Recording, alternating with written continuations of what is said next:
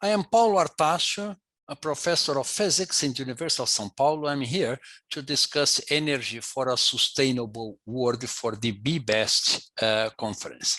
So basically, we have several different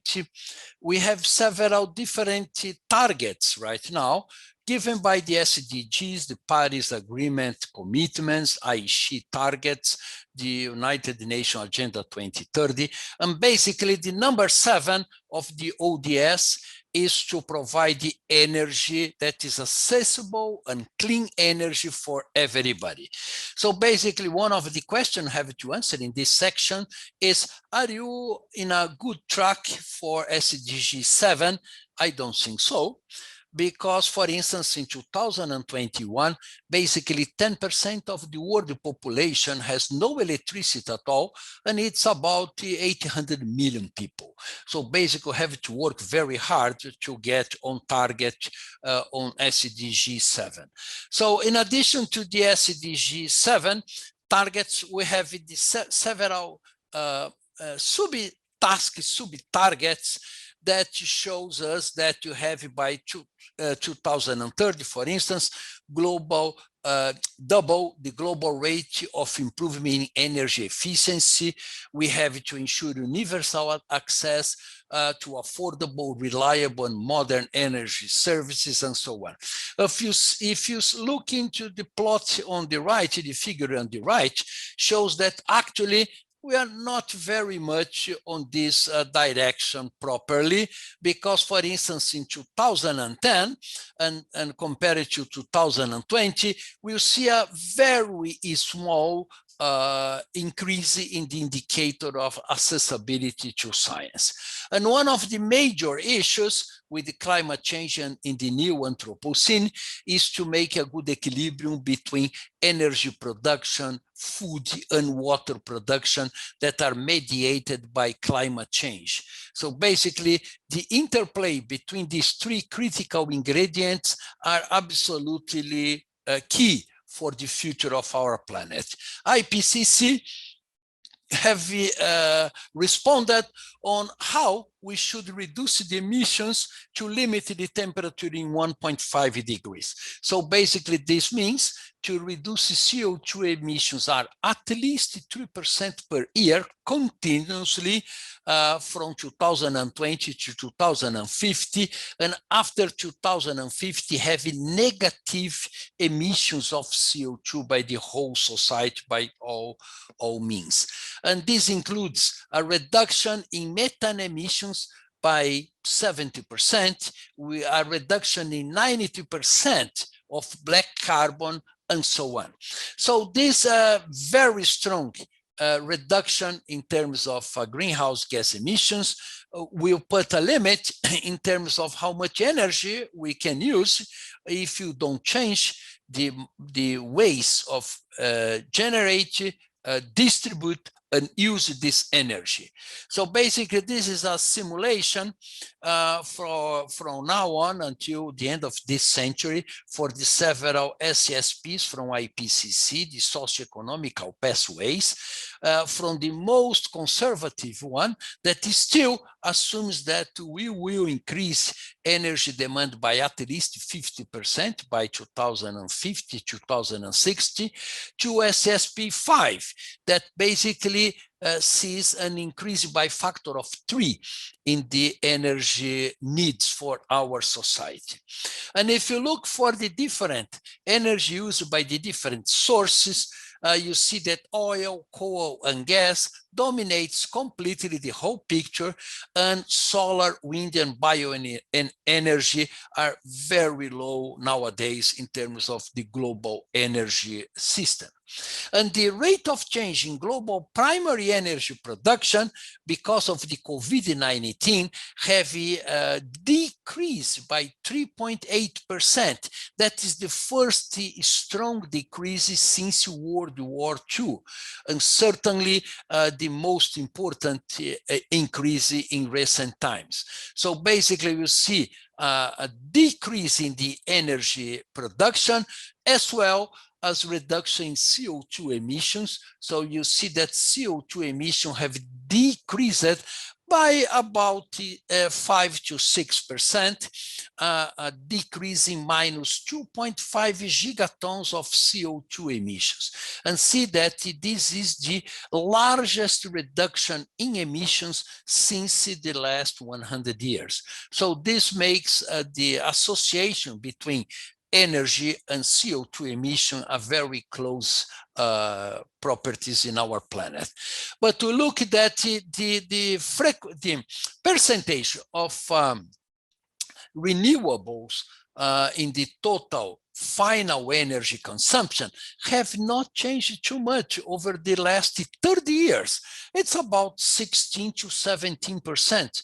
So even if we look into the biggest increase in solar, in wind energy, and also in biofuel use, you see that the fraction of renewables is still very, very low and constant over the last 30 years. In terms of end use, you see a slight increase in the transportation, mostly because of Brazil in terms of biofuels, but also because of electric vehicles. But we don't see too much in terms of electricity generation, in terms of the heat exchange, that is still in the use of very traditional use of biomass is very strong in our planet. We see that the renewable share in total final energy consumption now by each region, if you look for the sub-Saharan Africa, for instance, most of the energy consumption in terms of renewable is traditional use of biomass, basically wood burning. But Brazil is an important point here, using modern bioenergy. You see that for Latin America is the largest fraction of modern bioenergy, mostly because of Brazil.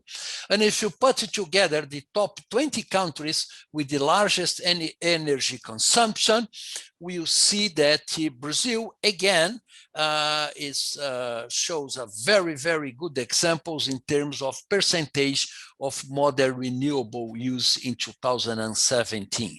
So you see Brazil versus Canada, Italy, Spain, and so on in terms of fraction of renewables. Brazil takes the lead in this sense. And if you look now for the future, we see that the share of modern renewable will have it to increase very significant, almost double by 2030, well in the direction of the latest United States changes in terms of national determined contributions, go up to 86% of renewable energies in 2050. That's a huge challenge that we need a lot of financial instruments, especially for developing countries, to contribute to this complete change in the energy production in our planet. And in terms of this changes in renewable energy, we have this important impacts in terms of reduction in CO2 emissions. We see that we can go for closer to 35 to 40 gigatons of CO2 per year to something like 10 gigatons of CO2 per year in 2050, with an important contribution of increasing efficiency, but as well as the strong increase in terms of renewables. And then this, if you try to match the climate target of 1.5 degrees in terms of primary energy use, in terms of exajoules, so we're basically here. And then if you put in place the right climate policy, we will see a very large increase in the biomass with the carbon capture and storage, and increasing renewables that is very, very significant, and a decrease in coal with the carbon capture and storage. So basically, we are gonna see for a sustainable world, a very large changes in terms of energy patterns. And then Finally, it's important to understand that energy has a very, very important ecological footprint in our planet, in all areas, in urban areas, in the oceans, in forests, in the agriculture, and basically we have to reduce this ecological footprint of the energy systems worldwide.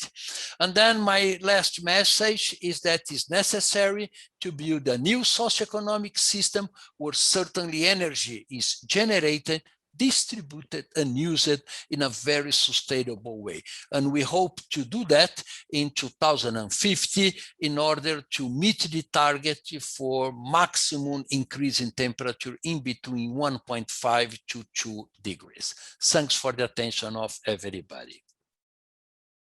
Hello, everyone. My name is Joaquim Naess, and I'm a PhD candidate at the Industrial Ecology program at the Norwegian University of Science and Technology. Today I'm going to talk about bioenergy and land use and my recent publication in Nature Sustainability. To start off, I'm going to show you a typical landscape in the world today. This is an aerial photo from Germany. And you can see there is a mosaic of different land uses, both natural vegetation, urban areas, and croplands. So future scenarios which are consistent with the Paris Agreement and keeping global warming well below 2 degrees are typically associated with a large-scale bioenergy deployment, which requires land. So looking at this picture, where are you going to put the bioenergy plantations? Are you going to reduce the forest cover, potentially removing carbon stored in the forest and species habitats? Or are you going to take cropland areas, thereby reducing the food production in the area?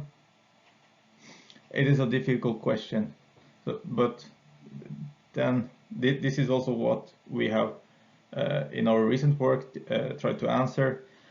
Where do we put bioenergy plantations with minimal environmental impact so that it is beneficial both in terms of sustainable development and reduced environmental risks? So our answer is abandoned cropland. This is a promising opportunity to deploy bioenergy because these areas are already affected by human activity and also they contain less carbon stored in the vegetation since it's recently been used for food production, and additionally these areas are usually located near existing infrastructure since they previously were used to produce food. So what we did was we quantified abandoned cropland globally and spatially based on satellite data. So we tracked pixels transitioning from 1992 to 2015 between what was cropland and which is not anymore. And then we removed everything transitioning to urban area because this will not be available for bioenergy production. And then we find 83 million hectares of abandoned cropland in the world globally, which is about 5% of today's cropland area. So it's a quite a big number. Spatially here, you can see some intensive cropland abandonment happening in Eastern Europe, in Central America, also along the Atlantic coast of South America, in Central Africa, and in Indonesia. So it happens all around the world. The question then is, how much bioenergy can we produce of these areas? To answer this question, we modeled bioenergy yields on abandoned cropland globally using the GAZE model for 3 bioenergy crops: miscanthus, switchgrass, and reed canary grass. We then optimized for maximum primary energy production, which led to miscanthus performing the best in the tropical band, switchgrass at mid latitudes, and reed canary grass mainly at high latitudes.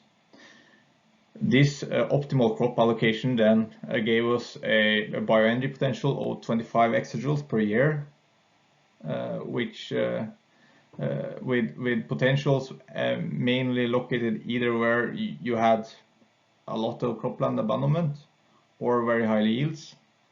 So again, it is basically the same areas as I described before: Central America, Atlantic coast of South America, Central Africa, Southeast Asia, and also in Europe, where you have the biggest potential.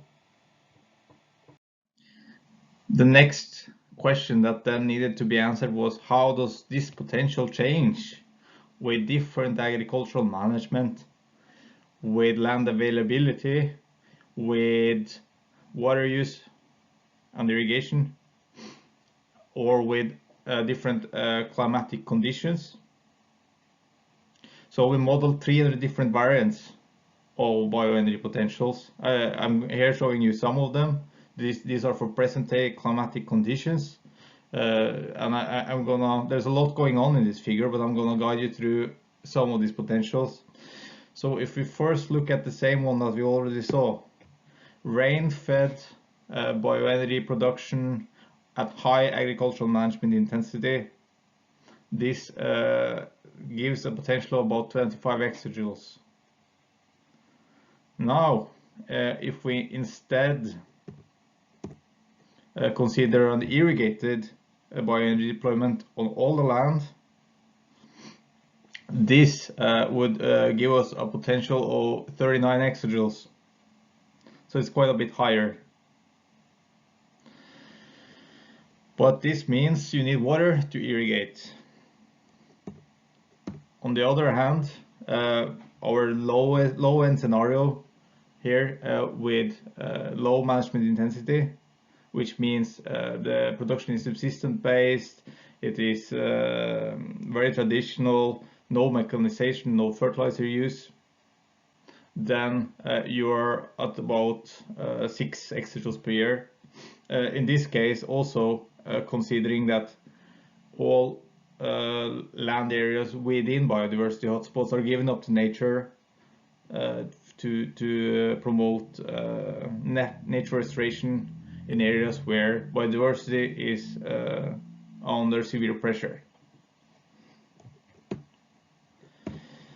So to highlight one example where we allocate areas within biodiversity hotspots to nature, we have a high management intensity, modern agricultural management system, and additionally we only irrigate parts of the land, only the part which is not threatened by water scarcity. Then you can achieve a potential of 20 exajoules, still substantial.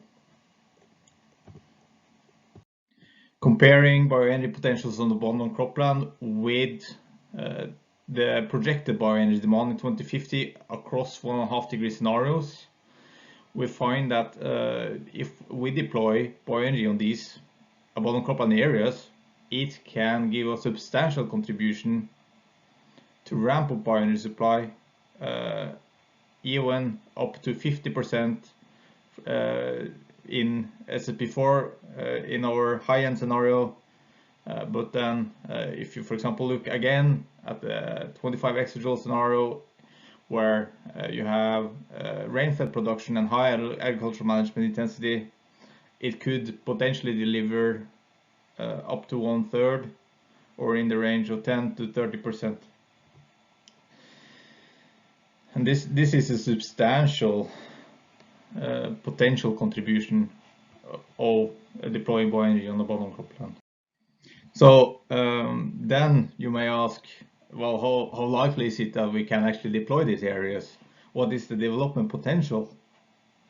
To answer this, we used an index, a global index named Development Potential Index, going from 0 to 1, which takes into account market accessibility, land supply elasticity, and additionally the bioenergy yields to give, spatially give each potential location a score between 0 and 1, where 1 is highest development potential, 0 is the worst. So looking at this map, if I'm going to highlight a couple of areas which show both high bioenergy potential and a relatively high development potential index, then it is the Atlantic coast in South America and additionally Southeast Asia. So these are two areas which show both high bioenergy potential and high development potential. We also consider how these bioenergy potentials change with future climatic conditions. Here exemplified with an unlikely high emission scenario, RCP85, close to the end of the century in the 2080s. And we see that the global potential declines from about 25 exajoules per year at high management intensity rain-fed conditions to about 21 exajoules per year. So that is a substantial decline, but there are clear regional differences. So declines mainly happen at lower latitudes in the tropics, while we actually see an increase in the potential in large parts of the northern hemisphere at higher latitudes. And you even have areas which previously were not productive for bioenergy crops, which become productive and show potential in this scenario. But still there is a global decline potential to with about 4 exajoules per year. However, we also find that with irrigation, the potential decline is substantially prevented. So you can prevent potential yield losses through irrigation. We expect that if a different climate model is used, then the magnitude of change might change slightly, but not the direction of the trend. So, but it's not only so that bioenergy yields respond to the climate, but additionally the climate will respond to the deployment of bioenergy crops.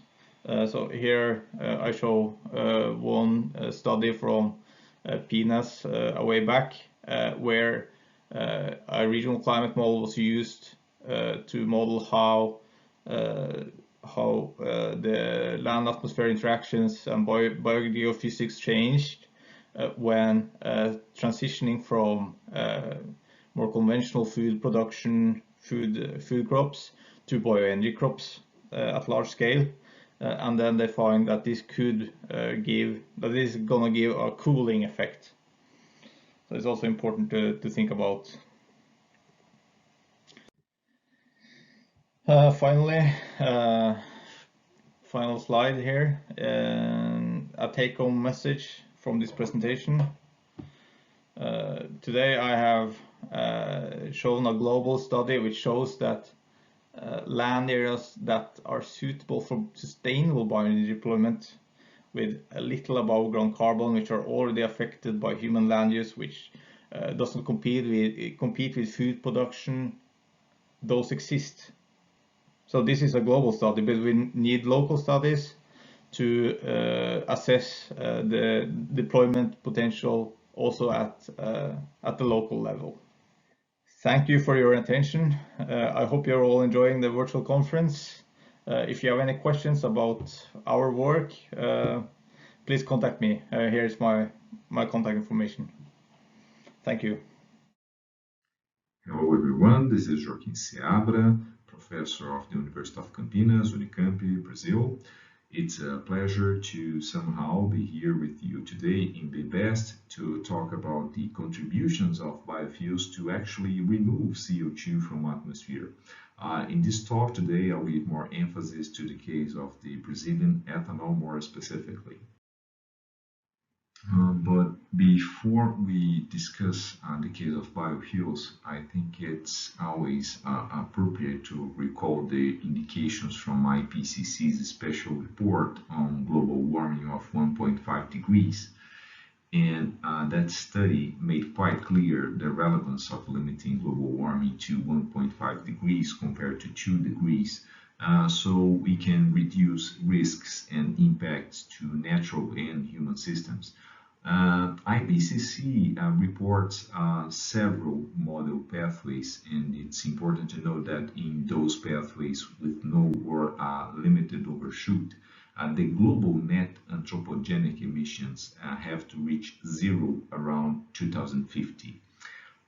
The emissions reductions that limit global warming can involve very different portfolios of mitigation strategies. And the idea is basically this.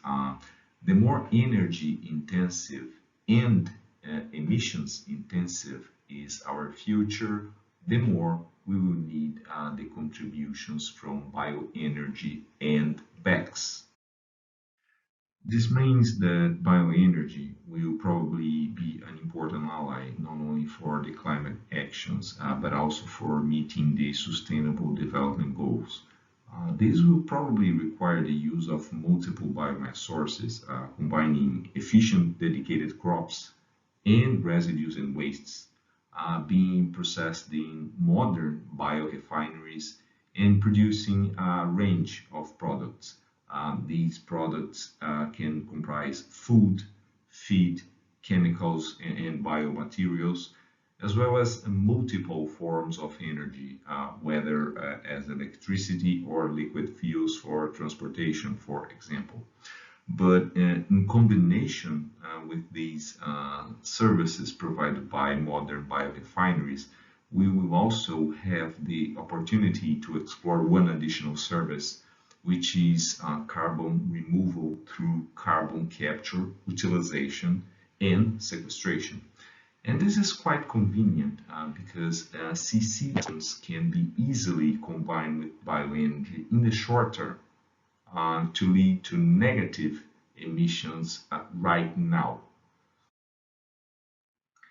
And as illustrated here, there are basically three forms to capture CO2 produced from biomass combustion, which of course also apply to fossil fuels. For all these cases, the energy penalty imposed to the power plant is significant. But one specific advantage that we have in the biofuels industry, more specifically in the ethanol industry, is the opportunity to have access to a pure CO2 stream that leaves fermentation. And this is for sure the low-hanging fruit when it comes to capturing CO2 in the biofuels industry, although at a relatively limited volume. And now let's look with more detail about the possibilities for our current biofuels industry in the country. And we will do that considering five cases combining feedstocks and biorefinery configurations that are in place in Brazil today. Although they do not necessarily reflect the average conditions of the industry today. These scenarios are being explored in work we are developing at Unicamp, and I want to briefly present here some of the preliminary findings of this study. So what's the potential for sequestration of each of these cases? And what we have here is the potential of carbon sequestration, considering the contributions from fermentation and combustion. To facilitate the comparisons, we are expressing here the results per megajoule of ethanol. In all cases, practically all CO2 from fermentation can be captured, so there's not much variation among the configurations. However, when it comes to carbon capture using the post-combustion strategy, there is a huge difference among the configurations. As I mentioned earlier, there is a significant heat requirement in the post-combustion treatment, which imposes a very important limitation for those scenarios where there's not much steam available. This is the case of the integrated first and second generation plant, where all biomass is essentially used either to produce ethanol or to meet the internal energy requirements of the plant. In the first two cases, there is a significant amount of residual biomass available, and this biomass is used to produce excess steam, which is basically used to produce more electricity in case the carbon capture is not in place. Of course, for all cases here, if more biomass is available to be used as fuel, the potential for carbon capturing would rise. Anyway, considering the conditions that we assumed here in this study, the first generation ethanol plant could capture more than 180 grams of CO2 per megajoule. And this exceeds by far the life cycle emissions of ethanol, which are around 25 grams of CO2 per megajoule. And so on a life cycle basis, it's quite clear the potential that we have to produce negative emissions, and by doing that to contribute to the climate goals that we have. But another aspect we must consider is the energy penalty imposed by the CCS plant. And there is an important demand for power for CO2 compression, but also a large demand for heat that reduces dramatically the amount of electricity that can be exported from these plants. Once again, this large heat demand prevents the use of post-combustion capture in the integrated first and second generation plant. However, this does not mean that other CCS strategies could not be explored in those plants, which could obviously lead to somewhat different results from what we have here. One additional point of concern that deserves our attention is the logistics of CO2, because it can really limit the utilization of BECCS in Brazil.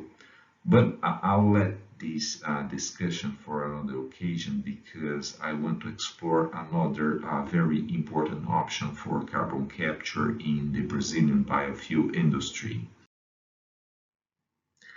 What we see here is the current land use and land cover in Brazil. By the way, this map is available in a database management system that we recently released, which is called SAF Maps. The database was developed in partnership with Boeing, Embraer, Geomeridium, RSB, and Agroecony. And the idea was to develop an auxiliary tool for the assessment of the potential of sustainable aviation fuels in Brazil. But of course, we can explore the database for different exercises. I really encourage you to check out the website to see the options that are available there. Anyway, I want to stress here the vast area in yellow in Brazil, which represents pasture lands in the country. In total, we are talking about more or less 150 million hectares of pastures in the country. A good fraction of these lands are actually degraded pastures and with very low productivity and relatively low carbon stocks. So this means we have an important potential for carbon capture in the soil if we are able to manage it properly on these areas. And one option that we have is to enhance pasture cultivation and thereby increase productivity, and by doing that liberating part of these areas for other uses such as sugarcane cultivation. This could be done in an integrated fashion as shown here, by exchanging byproducts and residues from both sectors, but not necessarily. Anyway, the point is that replacing degraded pastures with low carbon stocks with sugarcane has tremendous potential to serve as a carbon sink in the soil. If we combine this strategy with better livestock management, we can actually increase livestock production while reducing life cycle emissions of ethanol and beef. This is clearly a win-win situation that for sure must be explored in the Brazilian Midwest region. And apart from the conversion of areas to sugarcane, the changes in land use management associated with sugarcane harvesting also represents an important carbon sink. In the center-south region in Brazil, the pre-harvesting burning practice has been replaced by mechanized harvesting of the unburned sugarcane. And this fact alone already has a significant effect on the soil carbon stocks. For example, here we have numbers from Galdos and colleagues, and they have estimated that changing from burned to unburned harvesting leads to annual sequestration of 1.5 tons of carbon per year in the 30 centimeters layer of the soil. And this is an overwhelming potential sink that we have in a relatively large area in the country. Finally, we must mention the case of the rising corn ethanol industry in the country. Corn ethanol is expanding in Brazil heavily based on the second crop corn, which is cultivated in combination with soybean. As I mentioned before, eucalyptus wood chips are used as fuel in those plants, so there is no need to use fossil fuels for corn processing. This is already a very interesting setup in terms of carbon footprint of ethanol. But another interesting aspect is that eucalyptus is now being cultivated in areas of low productivity pastures. So we have here again an important carbon sink option.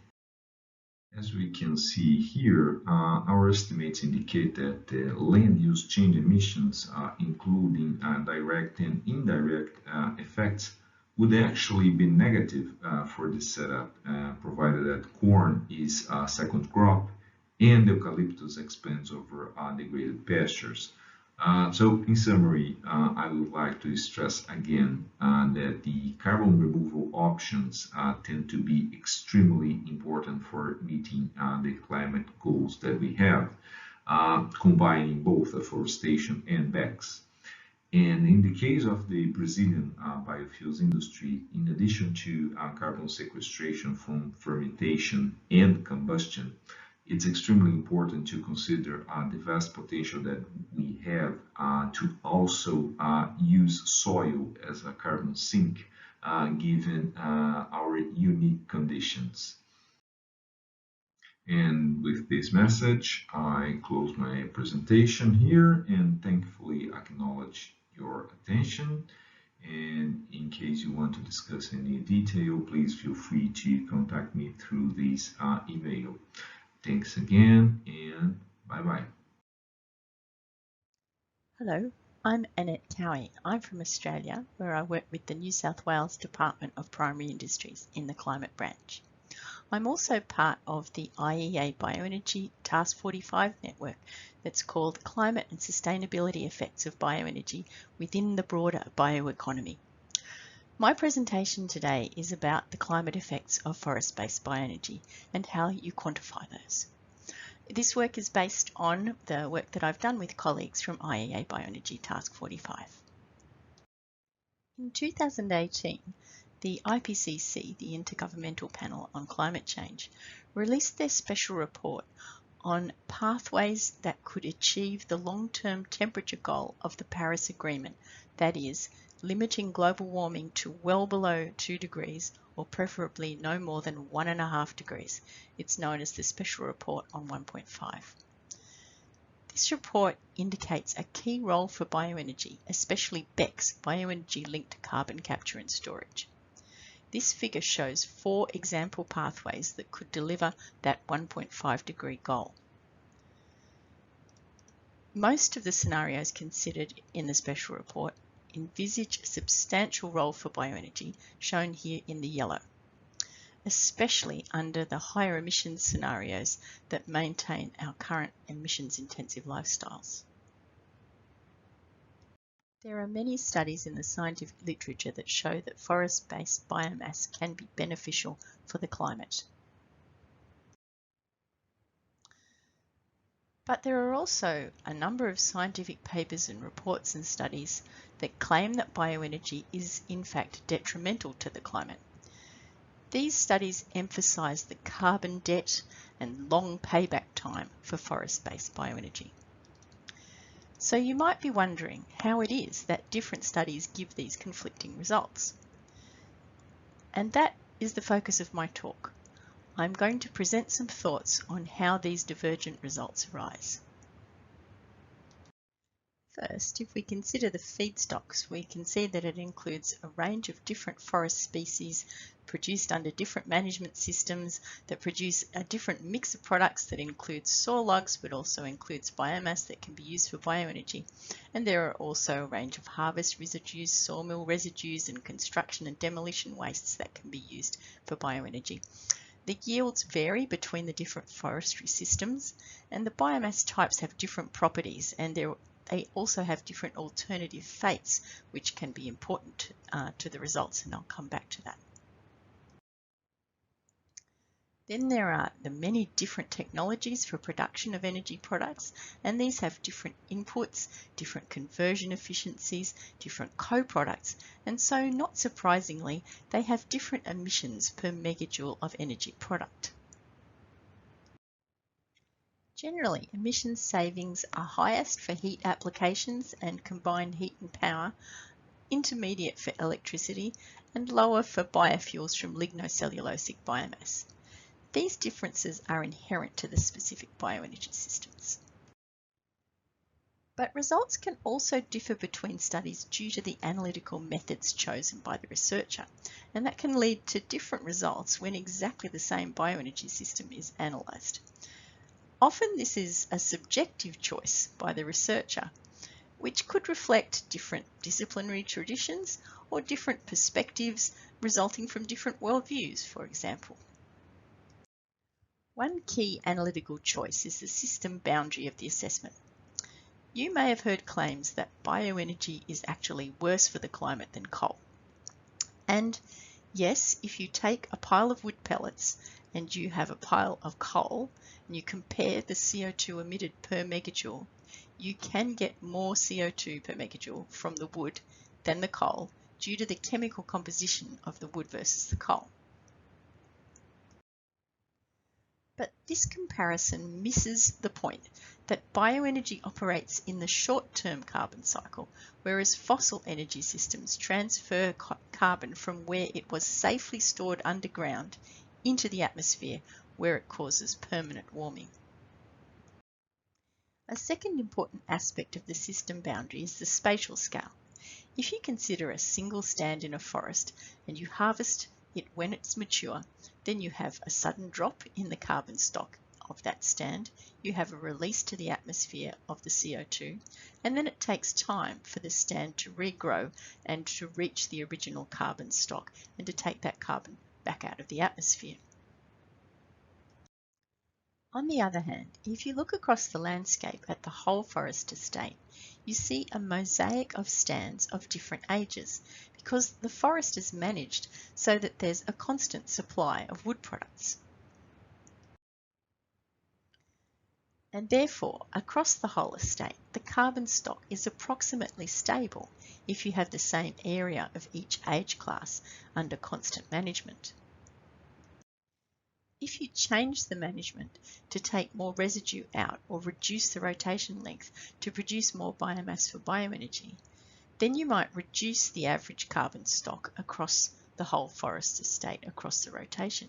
And this difference in average carbon stock should be counted as a carbon cost of the new management regime.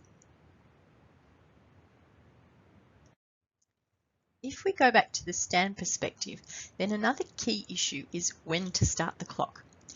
If we start the assessment at harvest, then we see an immediate emission creating a carbon debt, which is gradually repaid as fossil energy is displaced and the trees regrow.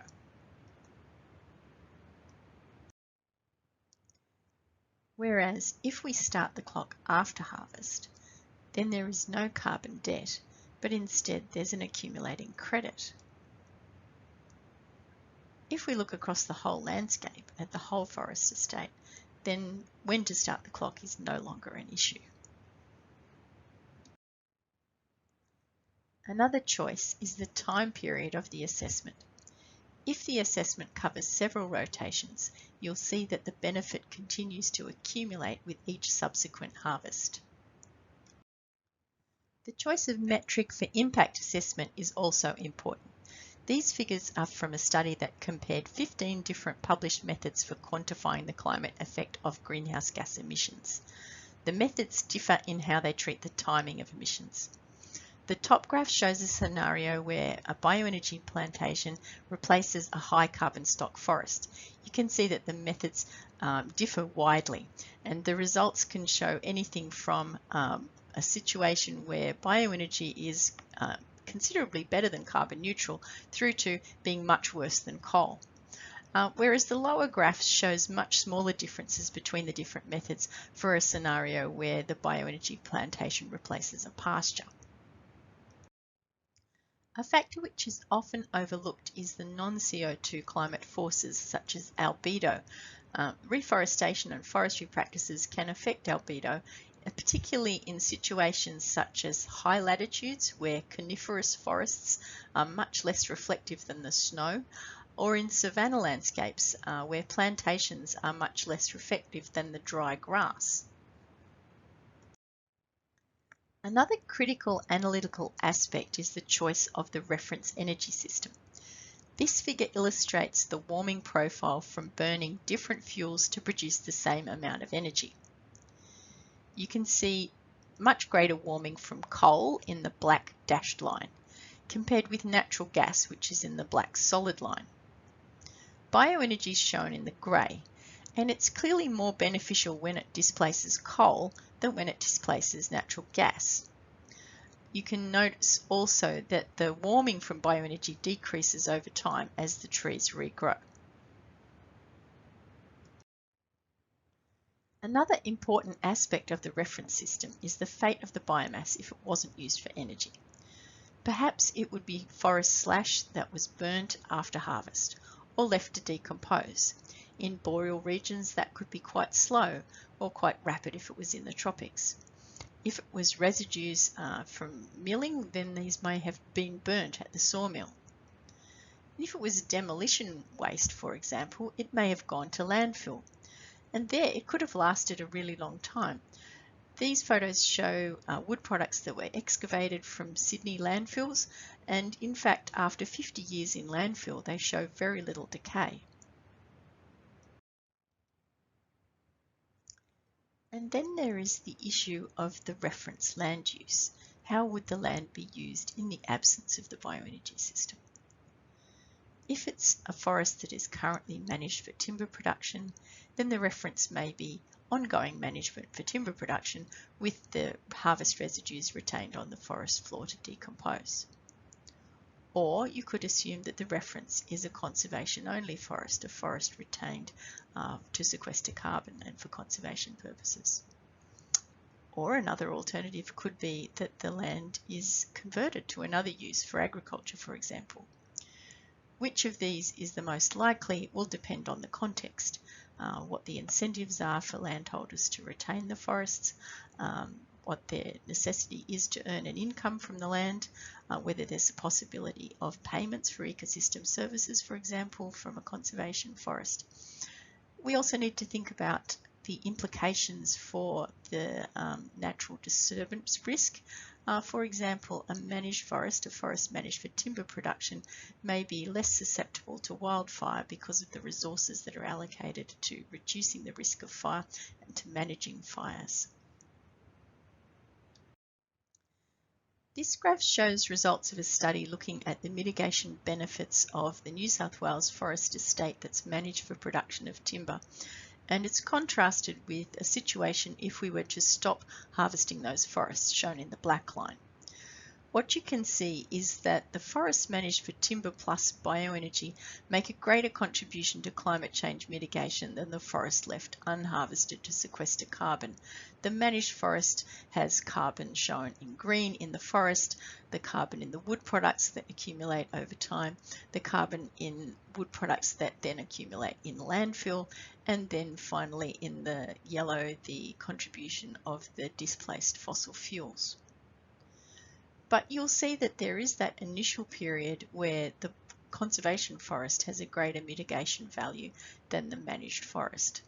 And so this illustrates the importance of the time frame over which you undertake the assessment.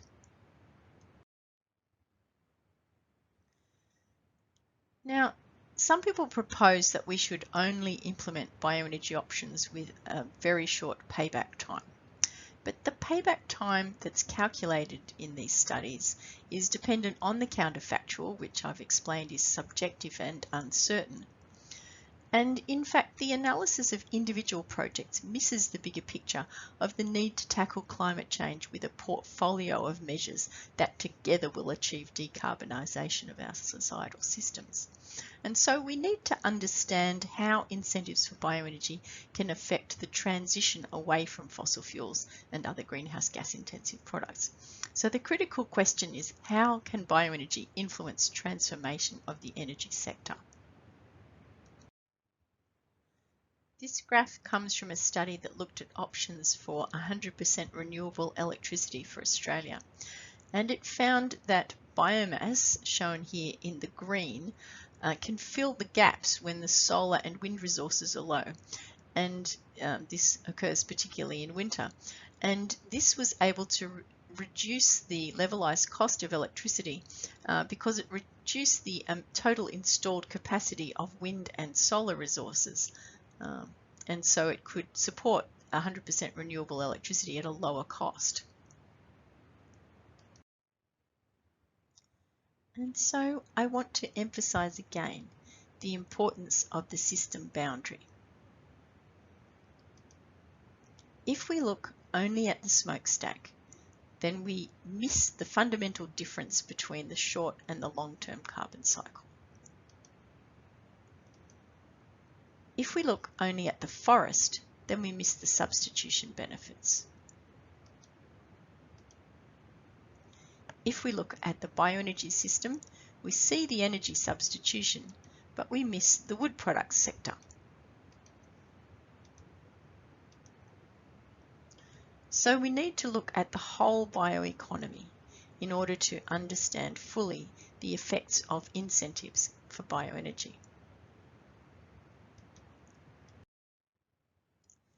And so to conclude, I'll summarise. There are many different reasons for the divergent results that you'll see in the literature between studies on the climate effects of forest-based bioenergy. Some of these are due to inherent differences between bioenergy systems that will naturally lead to differences between studies. but there are also differences that arise due to the analytical choices. I've emphasised the importance of the system boundary, the spatial and temporal boundaries, the importance of the reference land use and reference energy system with which the bioenergy systems are compared, and the selection of the climate forces that are covered in impact assessment metrics. There are other analytical choices that I haven't mentioned in this short presentation. There are valid reasons for choosing between these that can relate to the goal of the study, its intended application. What is important is that researchers are aware of the significance of these choices and that they choose according to the intended application of the results, and that they make it very clear to others that it's transparent what assumptions and methods they've applied, so that others who use their results will not misinterpret them and take them out of context.